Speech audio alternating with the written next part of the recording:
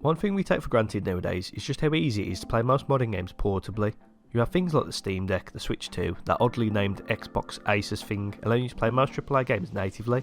But also, mobile gaming has become so advanced that some big games have even been ported over to mobile phones, like Resident Evil 8, Hitman Absolution and Red Dead Redemption. Cloud gaming is also an option, letting you play most of your games almost anywhere with a stable internet connection.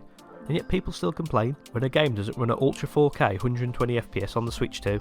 Like, give it a break, it's a fucking Switch 2. You see, when I was growing up in the 2000s, there was none of this. If you wanted to play PS2 games portably, you better have had Exhibit on speed dial to hook up your car with some portable screen.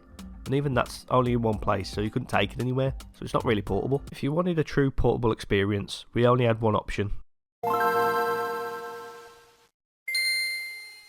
Now, the Game Boy Advance did really try to give you the same experience you had on consoles, but it just wasn't powerful enough. For example, this is Need for Speed Underground on the PS2, and this is Need for Speed Underground on the GBA. You see, it's not bad, but just nowhere near the same experience you had at home. Even with Nintendo's next console, the DS, it wasn't really trying to be a super powerful handheld device. It could only really handle similar games to what the N64 had, and even then it struggled. A few months before the DS release, Sony announced their plans to release a portable console at E3 2004. But this wouldn't just try to compete with what the DS had to offer though. Sony decided to make the most powerful handheld system we had ever seen. Not only would it be able to play console quality games, but it could also play movies, music and even browse the internet, which for a handheld device in 2005 was just insane. Today I wanted to take a look at some of the times when developers decided to really see what the PSP was capable of by looking at some of the PSP's best ports. And when I say ports, I mean the full console release being copied over to the PSP, not spin-off games like we saw for the God of War, GTA and Metal Gear Solid franchise.